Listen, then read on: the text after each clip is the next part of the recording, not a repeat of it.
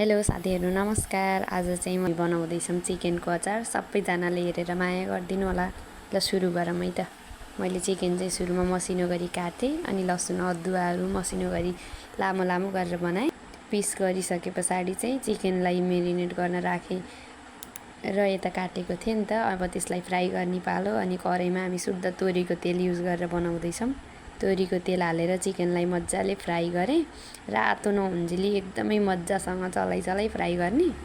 अनि हाम्रो यो लसुन अदुवाको पेस्ट छ नि, यो पनि एकदमै अर्ग्यानिक हो है, घरै बनाएको लोकलवाला।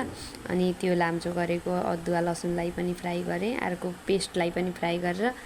अनि हाम्रो मसला चाहिँ हामीले पहिले नै तयार गरिसकेको थियौँ। त्यो मसला पनि हालेर मजाले फ्राई गऱ्यौँ।